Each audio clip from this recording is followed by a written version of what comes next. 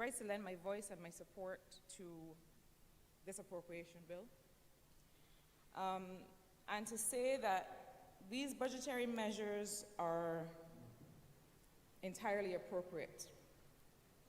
I was reflecting that unlike many of those conceptualized by the last Minister of Finance under the last Democratic Labour Party administration, these who brought permanent and in many cases poorly conceived taxes to match what should have been a temporary crisis. These measures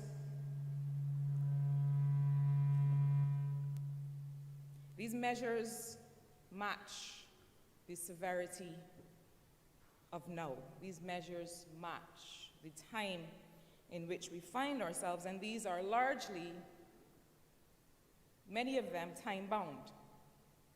And I believe that the Minister of Finance, the Honourable Member for St. Michael Northeast, Honourable Prime Minister, and the economic team have been really innovative and have thought through what is required and what would be needed in order to match where we find ourselves.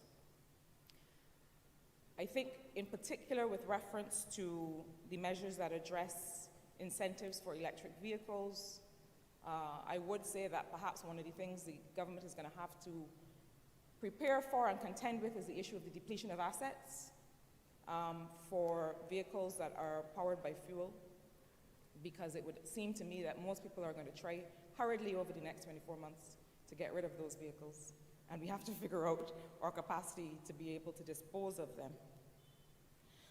Similarly, I wanted to comment briefly on the pandemic levy that is attaching to corporations in certain sectors, and to note that unlike what some have observed or some have suggested, that it is a retroactive tax, it is not at all a retroactive tax. It is in fact a one-time levy that has to use some figure as a base. And that base figure has to be the earnings that were made, because it is being levied on earnings that were made at a time in the past. So I don't want us to confuse issues and refer to things as retroactive taxes when in fact it is a single one-time levy that has to use some figure, it has to use some baseline, it has to make reference to some earnings, and these are earnings that accrued during the period of the pandemic. And there's much more I could say that is favorable by way of the measures that we heard in the financial statement. But Mr. Deputy Speaker, I choose to use my limited time this morning to reflect on this financial statement and these budgetary measures from a bit of a different perspective. Measures are fine and measures are necessary, and they show or not show the ingenuity of a Minister of Finance or an economic team, as many of these measures have done.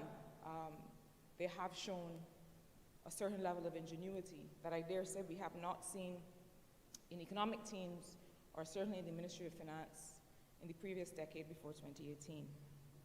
But measures, sir, have to be undergirded by an economic structure, an economic belly. Measures sit on top, or hopefully sit on top, of a reliable business ecosystem and a reliable system of governance. Sir, I believe I can say without fear of contradiction this morning in this honorable place that there's no one who wants the economic plan referenced by these measures to succeed more than I do.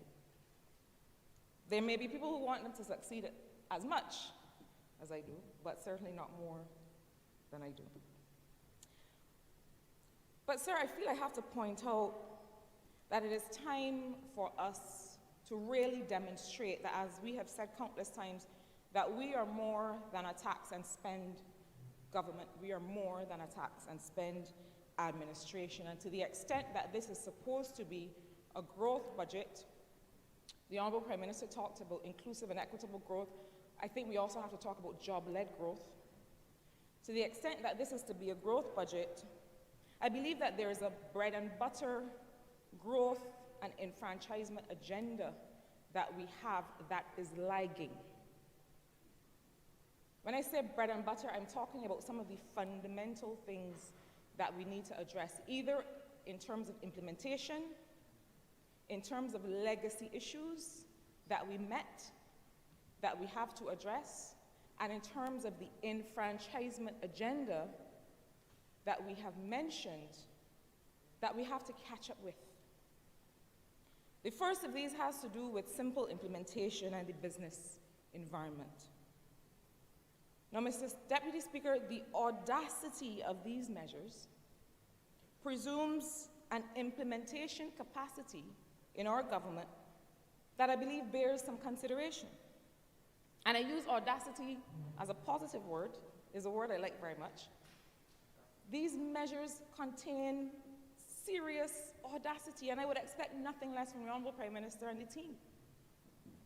But it requires us, therefore, to go beyond the passing of new transformational legislation and engineer our departments of government to be able to execute according to that legislation, and quite frankly, to be able to execute according to a common sense approach to doing business, and an environment where, sir, you will not always be able to find a critical mass of skills today, even as you are training for tomorrow.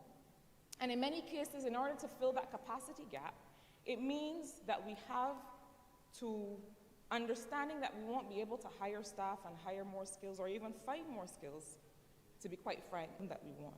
So to show you what I mean, sir, let's take some examples from the 7-point medium-term transformation framework that was presented. And I start with the housing revolution.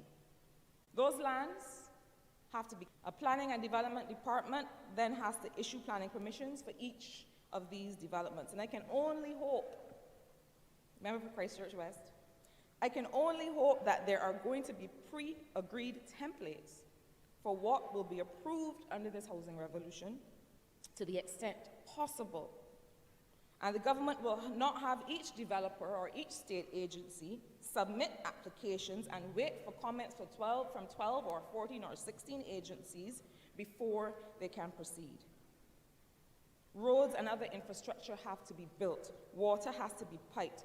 Sir, in our doing business subcommittee that I helped to lead when I was a part of this government, even though it was not among the original reforms, one of the things we discovered in our meetings in that doing business subcommittee of cabinet and the doing business private sector committee was that getting water to new builds was in some cases taking up to 2 years, sometimes more. So it calls then, sir, for these bread and butter issues, implementation and coordination, and this unsexy snagging of process and execution that, if not done right, could fell an empire, sir. The capacity has to match the audacity. And then there are the bread and butter legacy issues.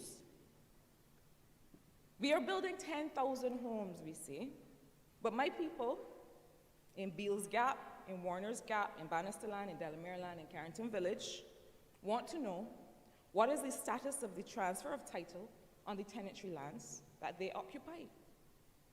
They want to know when is the government going to address the legacy issues in the housing sector as it seeks to embark on a housing revolution. I was advised some time ago that at the very least, the transfers that were before the relevant department, that were approved before the relevant department, amounted only to $4 million. And I would like to suggest, and I know that is not the full amount, that is only perhaps what is currently before that department, but I would like to suggest that we start there, because we would be enfranchising one part of the population and leaving marginalized another part that has been marginalized for many years. Another, sir, has to do with facilitating access to capital. That was number 4 among the 7 medium-term targets. Facilitating access to capital and facilities for small business and vending, and these things are important. But I am concerned about what are our new models for financing innovation. I am concerned that we are yet to make fully transparent a fiscal incentives framework that would make all business more automatic. I am concerned, sir, that some of the instruments of enfranchisement that we speak about have not been fully conceptualized and have not fully come to fruition, and I'll come to that in a moment. And I'm concerned, sir, and I caution that if we introduce special economic zones in this country with special allowances for doing business on the inside of those zones, while these implementation issues persist for the rest of us on the outside, we run the risk of creating two Barbaduses. This country is small enough to fix it for everyone. And sir, then there is the enfranchisement agenda for growth. The member for St. Philip South made a stellar presentation in this chamber yesterday, and I take this time to congratulate him. It might be lie or respective ages, but I have to confess that I do feel quite proud of him. I expressed this to him.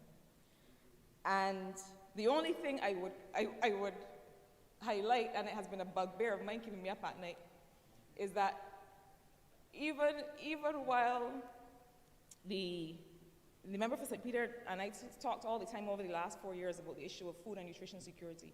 And nutrition security is something that I've highlighted for many years, and I'm finally happy to see it come into the nomenclature and the lexicon of the ministry. But it is actually food and nutrition security, and not nutritional security, because the security is not nourishing. It does not give us nourishment. So remember, for Sir Michael South, who's looking at me, will forgive me for being a little bit pedantic, but it bothers me to no end, and it should in fact be the Ministry of perhaps the Ministry of Food and Nutrition Security. That's my linguistics training, sir, that is getting in the way. Sir, Buju had a song that the member for St. Michael South and Southeast and several of us from that generation would remember well.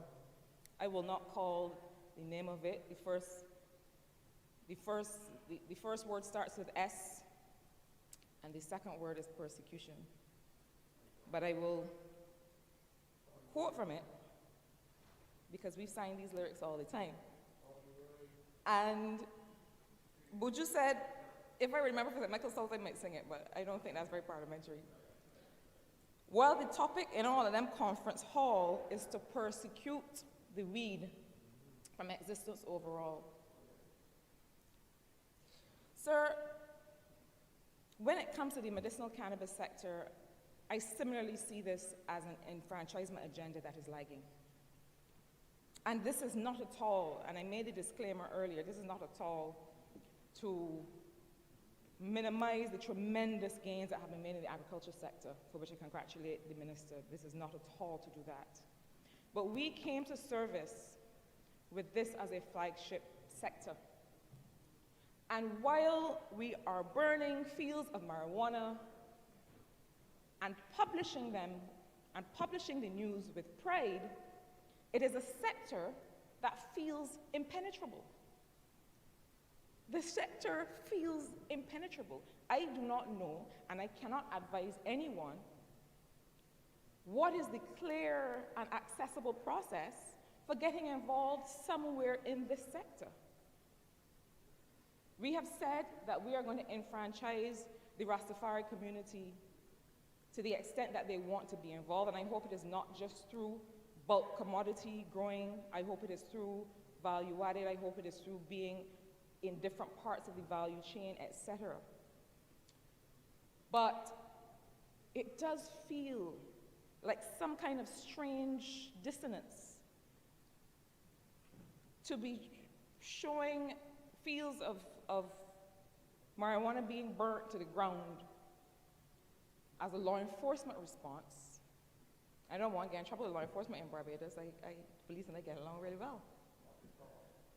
But we have to address this issue because it does seem, including to me, one of the people that occupy this honorable place, as if there is a dissonance there. The sector, are people getting licenses? People are calling me, Mr. Deputy Speaker, asking, when can I receive a license? What does it mean to be involved in this sector? How do I get access? And we cannot answer. It is a part of the bread and butter growth agenda that is lagging, and our capacity has to match our audacity in this year, 2022. We have spoken for years, sir, about unit trusts and special purpose vehicles and the role of the credit unions in people's investment and participation in the renewable energy sector and in other sectors and in a tourism investment. But we need the instruments. These things are eminently doable. Where are they? And I do not say this to suggest that this government has not been working. I know this government has been working because I was a part of this government that has been working. But it is to say that we cannot really speak to a job-led, inclusive, and equitable growth if we do not once and for all create the instruments that are going to get us there.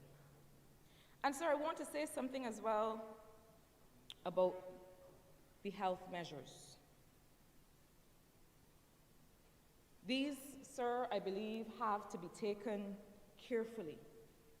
And I believe we have to be wary of all or nothing approaches and the demonization of certain categories of food.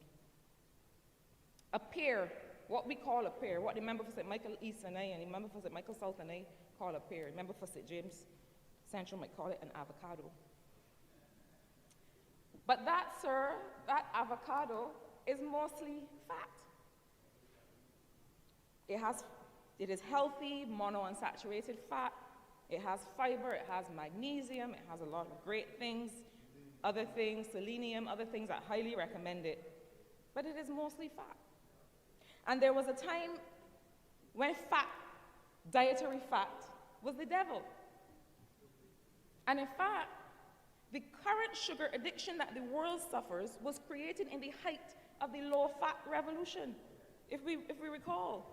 And that revolution was all based on lobbying by big business. Sir, jelly beans were stamped with a low-fat label and presented as health food in the height of the low-fat revolution because big business and lobbyists wanted to use this opportunity to get their products ahead in the market. High-sugar cereals were pumped up with vitamins and stamped low-fat and stamped high in vitamins and minerals. High-sugar cereals with Count Chocula and all these things that people eat. And they were advertised to children during early morning cartoon shows. That is what has caused us to be caught in this high-sugar trap that we are caught in now, not just here, but all over the world. So I cannot object to the raising of taxes on sugary drinks. I can't object to that. It makes perfect sense. It is the right thing to do. And I hope that that includes juice, because it's not just sugary sodas or soft drinks. Sweet juice and juice drinks. And this is not to take away market share from anybody, but let's be real. As the old people say, if you say A, you go say B. But it has to go beyond that, or we are going to find ourselves in another nutrition trap. It has to be about helping to teach people what is the balance that is going to keep them healthy. And I can't object to zero rating of health foods or healthy foods. But this may be a small point for some, but I want us to tread carefully. Drinks like Ensure and Enterex and so on, sir, these have a very narrow use case. They are literally for people who need to temporarily replace their meals with liquid because they're not tolerating food, or they're for people who, for some reason, cannot get enough calories in a day, 1,400 or 1,600 or 1,800 or whatever your resting metabolic rate tells you you're supposed to eat. These drinks are for those people. They are meal replacements that apply in a very narrow set of circumstances. They're not in themselves healthier than other foods. Go and look at the ingredients. And in fact, if you take them as a drink with other meals, they're going to cause people to be overnourished. So let's be careful about the signals that we send. Similarly, for multivitamins. I mean, multivitamins are not going to kill you, but not everybody needs multivitamins. There was a time, sir, and before you prompt me, I will let you know that I know I have 5 minutes left. There was a time, sir, where I used to tell clients when I was a trainer in one of my many lives, and remember St. Michael South and St. Philip South claimed that they used to go to a gym that I used to teach at, but I never seen them in there yet, so I don't know how true. But there was a time when I used to tell clients that I used to train that I would rather that they get some cucumbers and some cabbage from their local farmer or grow some themselves than to spend $60 a month on a multivitamin. Most of us can get the nourishment that we need from food if we eat well. No, I'm not saying there's anything wrong with zero rating multivitamins. I'm saying this. This has to be a part of a very, very comprehensive plan to address nutrition security and wellness in this country. Otherwise, we are going to find ourselves demonizing certain things, sending certain signals that give people the wrong message about how they have to manage their nutrition. The last example I will use here, sir, is the plans that I heard referenced by the Honorable Prime Minister to later apply similar taxes to high salt foods. Sir, cottage cheese is a food that is very high in sodium. And there was a time when every dietitian in the public health system in the UK, and similarly here in Barbados, used to prescribe cottage cheese in meal plans for people who were trying to lose weight. Honorable member. So before we start slapping labels on things, 5 more minutes. thank you, sir, and taxing high salt foods, let us fully explore and understand the combination of approaches that will work in our populations. Sir, as I said at the outset, these measures are highly appropriate for this time. And there can be several discussions that we have, and I'm sure that the minister in the Ministry of Finance and the others will continue to have with the private sector about how to apply the new freight charges, about how to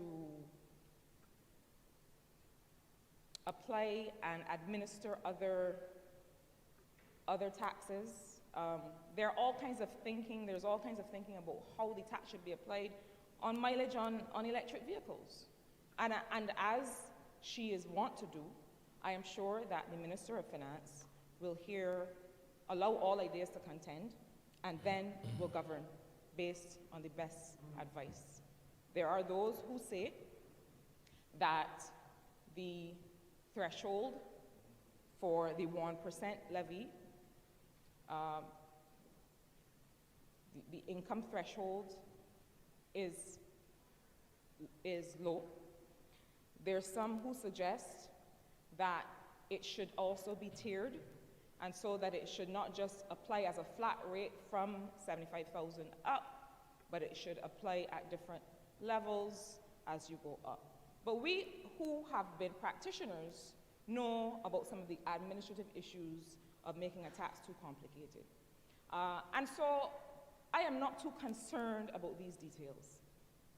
But sir, as I said from the outset, our capacity has to match our audacity. I am cautioning us all that we start to pay attention to the details. Legislation that is transformational and that is part of a reform agenda is wonderful, it's brilliant. The capacity to administer that legislation is, as they would say, a horse of an entirely different color.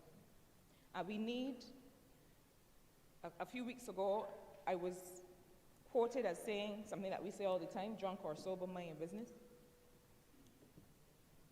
Well, drunk or sober, we need to mind our business. We need to turn inside, look at our capacity to execute, pay attention to the details, and make sure that the things that are central to growth and expansion, job-led, inclusive, equitable growth and expansion for all in this country, we have the capacity to do, and that our capacity, sir, matches our audacity.